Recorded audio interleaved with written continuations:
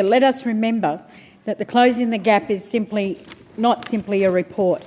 It is not words on a document. They are not words we simply speak in this parliament. It is not a moment to get a political hit. For Aboriginal and Torres Strait Islanders, it is heartbreak. It is lived experience. It is watching families suffer. It is the continuous reminder that we are not equal in this country. Let us remember that the very existence of a Closing the Gap report speaks to the torment of inequality. Aboriginal people do not get to walk on the same road as others in this country, and that is a deep injustice. It is the role of this parliament, all of us, to work to close the gap. When enlightened people talk about closing the gap, they're not contemplating the recreation of Indigenous communities as carbon copies of some kind of notional, perfectly functional mainstream Australian social entity, nor are they contemplating a process whereby Aboriginal communities are nudged along a government-ordained pathway towards a socially engineered destination of that kind. Instead, what Closing the Gap is about is supporting Aboriginal communities in maintaining and harnessing their many distinct identities, while at the same time improving quality of life and the capacity for aspirational achievements by reference to a number of key metrics. These key metrics are applicable to any scenario where human beings settle permanently at a particular location to make a life for themselves. As you travel throughout the Northern Territory, any such location, you will be on the traditional country of a particular traditional owner or native title holding group. Where the community is on Aboriginal land, in other words, land granted under the land rights legislation enacted by the Commonwealth Government for the Northern Territory, or ALRA as it is known in the Northern Territory, and then the other group of people are native title holders. As I've mentioned previously in my first speech and at other times, work by governments to facilitate the success and longevity of Indigenous communities, in particular remote Aboriginal communities in the Northern Territory, by reference, not just by Closing the Gap metrics, but generally is a vitally important task for this nation. The benefits go way beyond just helping Aboriginal people themselves, and perhaps most significantly translate into existential security within our geographic region for non-Aboriginal people in this country. In terms of issues which challenge Aboriginal communities in the Northern Territory, there are two things I want to touch on, which go to the heart of where people say the gap isn't getting closer, it is widening. The first one is alcohol, and I did touch on the scourge of alcohol in our remote Aboriginal communities or in our towns, which is causing a number of issues. By the mid-1970s, before self-government, alcohol became widely available for Aboriginal people in the Northern Territory. The Commonwealth was running the show at the time. Self-government came into the picture at 1978, and it's ironic that by this afternoon we're going to be debating the Territory Rights Bill. Throughout the late 1970s and into the early 1980s, our communities experimented with the sort of social club liquor licences which some misguided commentators are trying to urge our communities to adopt again.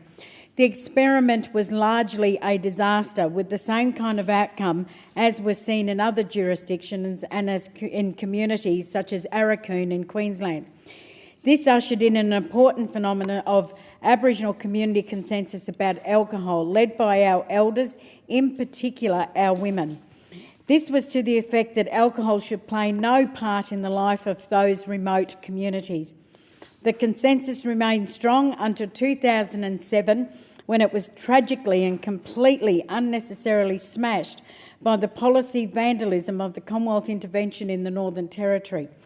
Although the intervention did not change much in terms of the substantive effects of alcohol restrictions in place out in the bush, the whole branding and associated messaging of the intervention gave younger Aboriginal people the impression that alcohol restrictions were something being imposed on them from the outside and inculcated something of a culture of resistance. The right to drink is a spurious and culturally loaded right, but given that it was the Commonwealth Government which trashed the social norms which was previously in place, we need to try and do some work to try and assist our elders on the ground to restore it. The situation in town camps, and I'm talking about Alice Springs, Tennant Creek and Katherine, was different. The restrictions imposed there at the time of the intervention were new. However, having put restrictions in place which lasted for 15 years, as I said in my maiden speech, there is an urgent need for a proper transition plan which prioritise harm minimisation. Without addressing the harm caused by alcohol, our prospect of making advances in respect of all of the other closing the gap metrics will be gravely undermined. The community consensus in relation to alcohol wasn't the only thing smashed by the intervention. The other one was the community consensus in relation to employment, in particular as regards to what was called the community or CDP, or the Community Development Employment Program. I listened very carefully yesterday to the words of the opposition leader yesterday on a moment that was meant to be a commitment to end injustice, were frustratingly all too familiar.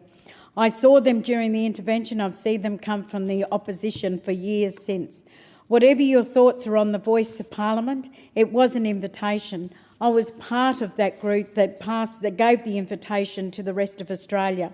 An invitation from over 250 senior Aboriginal leaders and elders from across our country. I want to ask the opposition leader, the leader of the Nationals, and to Senator Price. None of you were at Uluru in 2017. You did not see and hear the power in that room that day. Aboriginal people want to change the way the future is in this country. It is time to allow us to take that control and to also change and to close that gap. Before we speak, we must listen. Deeply listen and deeply experience. Do not talk to those who agree with you. Do not spend 2 days in our community and think you can speak on our behalf. I know the opposition leader was in Mumbatwa, Alice Springs for 48 hours and is now of the view, and he did speak to some of the groups, but he thinks he can speak for our women and our children and what they need.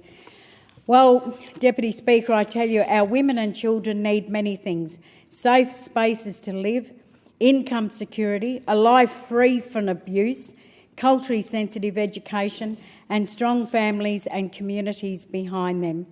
A Royal Commission is not one of the things we need. The critique of the Voice to Parliament, that it does not lead to tangible outcomes, well, the hypocrisy is absurd. Aboriginal and Torres Strait Islander have called for a Voice to Parliament, and yet people still move to undermine it. A Royal Commission has not been called for by the communities, and yet we can come into this place demanding one. It speaks to the inability of those opposite to understand the predicament of our First Peoples. We are losing a generation. Let that sink in. We are losing a generation. And it is on all of us in this place to work with conviction to safeguard the futures of our young people. Part of this, sending a clear, unambiguous message to our First People, is that their voice matters. They occupy a special place in their country. Their culture and our ancestors are important. They deserve truth, and it is time that we deserve a treaty. If what we are doing is not working, well, let's do what will work. Let's listen. Let's listen to what the solutions are that are coming from Aboriginal and Torres Strait Islander people. There are solutions, and it is important for all of us that are in this place to work together to make sure that we can close the gap. I've been involved in many of these reports, working with ministers from the other side to try and fix and to put solutions on the ground. Aboriginal people have been saying for a long time, listen to us, work with us, we can turn this around, and I think that it's time that we all in this parliament, we listen to what those voices are saying.